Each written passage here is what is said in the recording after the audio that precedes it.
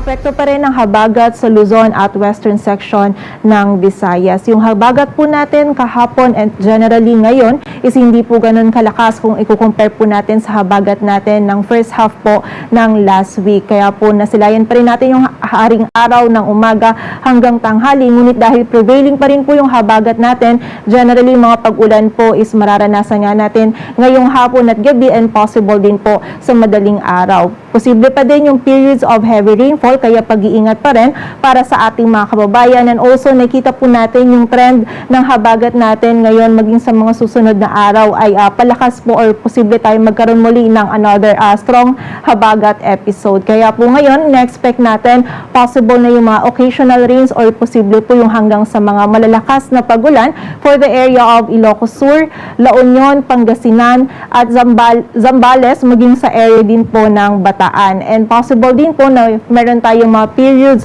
of heavy rainfall dito sa may Ilocos Norte, Cagayan, Batanes, maging dito din sa Cordillera Administrative Region, Tarlac, Pampanga, maging dito din po sa bahagi ng Metro Manila, Cavite, Batangas at Occidental Mindoro. Kaya po pag-iingat para sa ating mga kababayan sa posibilidad po ng mga pagbaha at pagguho ng lupa. Also, meron po tayong monitor na dalawang low pressure area sa labas ng ating area of responsibility. Unahin po natin itong low pressure area 08E, huling namataan sa line 2,395 kilometers east-northeast ng extreme northern Luzon. Unlikely po itong maging isang ganap na bagyo and palayo din po yung movement nito dito sa ating area of responsibility. And kanina namang 2 p.m., meron po tayong namataan naman na isa pang circulation or low pressure area galing dito sa mga cloud cluster silangan ng Luzon, Visayas area. Huli pong lokasyon nito is 1,385 kilometers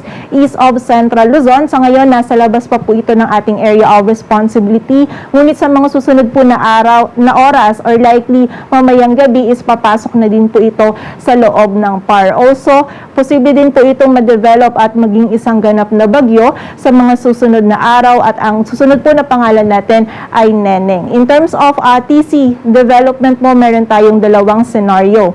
So, ito pong si LPA-08F, possible po na siya yung ma-develop habang binabaybay niya itong karagatan sa silangan ng Northern Luzon. Or sa mga susunod po na araw, possible din na magkaroon tayo ng another circulation dito naman sa west ng Northern Luzon. So, either po itong circulation dito sa west ng Northern Luzon or itong si LPA-08F kapag binabaybay na po nito yung karagatan silangan ng Northern Luzon, either po sa kanila yung possible na maging isang ganap na bagyo sa mga susunod na araw. And yung isa po sa kanila is magiging trough na lamang ng dominant system natin. And also, nakita natin na yung movement nila is patungo dito sa may area ng Taiwan. So, in terms of direct effect po, possible na maapektuhan itong area ng Batanes ng bagyo directly, and sa mga susunod na araw, ito din pong circulation na ito yung nakikita natin na mag-contribute dun sa paglakas ng habagat. So again, continuous monitoring po tayo. At kaugnay nga po na nakikita natin na paglakas po ng habagat sa mga susunod na araw, today hanggang tomorrow afternoon, possible po yung 50 to 100 millimeters of rainfall dito sa may Ilocos Sur, La Union, Benguet, Pangasinan at sa area ng Zambales. While tomorrow afternoon naman hanggang Tuesday afternoon, mas marami na po yung areas na ina-expect natin na makakaranas ng mga malalakas po na pag-ulan.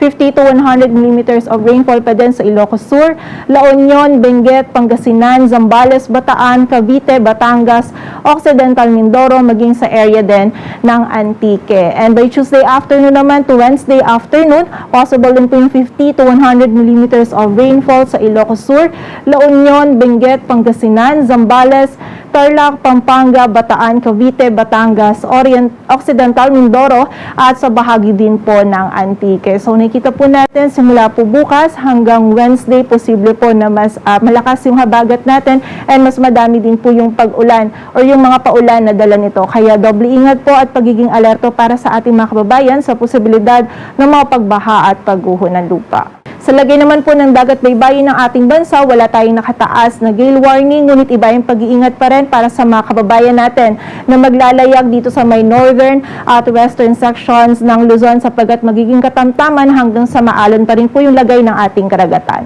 Sa magiging lagay naman ng ating panahon bukas, araw ng Lunes, halos buong bahagi po ng Luzon yung makakaranas ng maulan po na panahon. Hanggang sa malalakas yung mga pag-ulan na ating mararanasan, dito pa din sa Ilocos Sur, La Union, Pangasinan, Zambales, Bataan, maging dito din sa area ng Occidental Mindoro. While for the area naman ng Ilocos Norte, Batanes, Cagayan, Cordillera and Missive Region, maging dito din sa Tarlac, Pampanga, Metro Manila, Cavite, Batangas, ay makakaranas din po tayo ng periods pa din ng heavy rainfall. While for the rest of Luzon naman, may mga scattered na mga pag-ulan po tayong mararanasan, and lahat po ito ay dala pa rin ng habagat.